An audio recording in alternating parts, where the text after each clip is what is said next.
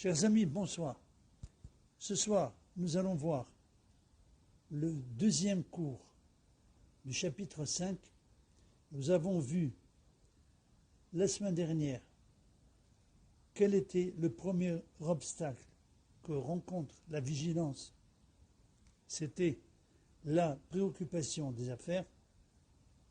Nous allons voir aujourd'hui le deuxième obstacle que rencontre la vigilance, c'est la légèreté et la raillerie. Avant de commencer ce cours, je voudrais le dédier à la mémoire de notre saint grand-père, Rabbi Eliyahu ben Isha, et de notre cher oncle, Raphaël ben Aziza, dont c'est l'Askara ce soir. Donc, le deuxième obstacle, nous dit l'auteur, est le plus grave, c'est la moquerie et le badinage. Celui qui s'y perd est comme l'homme qui se noie dans un grand océan où le sauvetage est très difficile.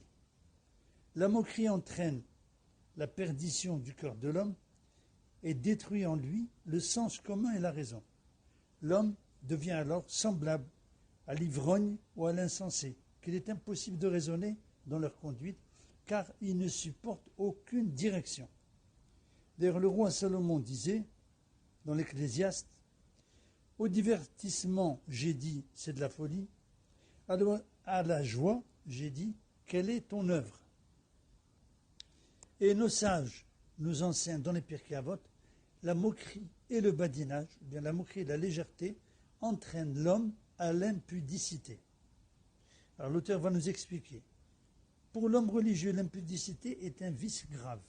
Son cœur tremble de l'approcher en raison de la certitude qu'il a, de la grandeur de la faute qu'elle constitue et de la sévérité de son châtiment. Le divertissement et la légèreté poussent l'homme et l'attirent insensiblement jusqu'à que la crainte le délaisse peu à peu et progressivement le font arriver à la faute qu'il commet. Et pourquoi en est-il ainsi ?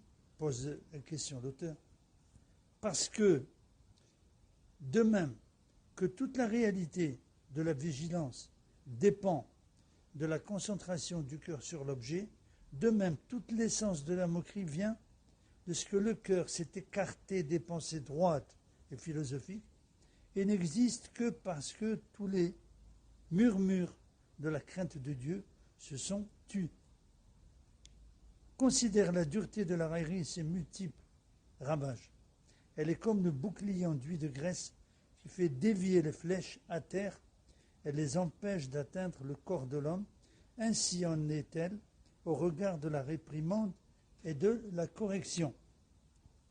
La moindre raillerie, un seul divertissement, peuvent en effet arracher l'homme à son zèle spirituel, à l'éveil de sa conscience, à ses accomplissements, à ce que le cœur suscite en son travail sur lui-même, dès qu'il a vu ou entendu les réalités qui l'ont éveillé au scrupule de l'examen de conscience.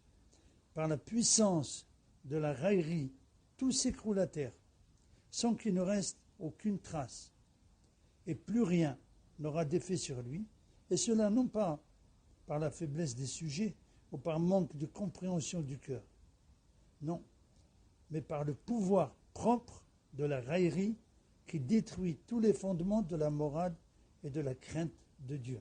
Nous sommes donc bien avertis.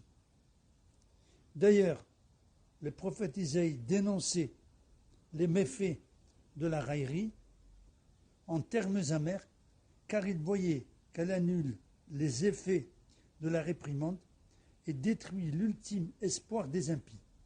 C'est ce qu'enseigne le verset, les châtiments sont préparés pour les railleurs. Les sages, de mémoire bénie, ont déjà décrété que le railleur appelle sur lui les souffrances, comme on le voit dans le Talmud Avodah Zarah. Et il est logique qu'il en soit ainsi, dit l'auteur. Pourquoi ? Un homme qui se laisse pénétrer par la méditation et par l'étude n'a pas besoin de châtiment corporel. Il se repent de sa faute par la seule vertu des pensées que fait naître en son cœur ce qu'il lit ou ce qu'il entend. Les railleurs, au contraire, privés de secours, n'ont d'amendement possible que dans les châtiments que le raillerie ne peut repousser, comme le font des exhortations à la morale ou bien au service divin. Le juge de vérité proportionne le châtiment à la gravité de la faute. Les sages nous l'enseignent dans le Talmud Avodah Zarah. Cruelle est la raillerie, elle débute par la souffrance et s'achève dans l'anéantissement, ainsi qu'il est dit. Ne raillez pas de crainte que vos liens ne se durcissent, car la destruction est décrétée. C'est donc un verset du prophète Isaïe. Voilà donc pour le cours d'aujourd'hui. À la veille d'un jeûne, cela doit nous inciter à la réflexion. Et comme nous verrons un peu plus tard dans les chapitres suivants, que l'importance de la fréquentation des personnes peuvent énormément influencer le cours de l'évolution d'un homme ou d'une femme. Donc il faut prendre garde à ces fréquentations et il faut bien sûr bien intérioriser tout ce que nous avons vu aujourd'hui. C'est très important pour toute personne qui veut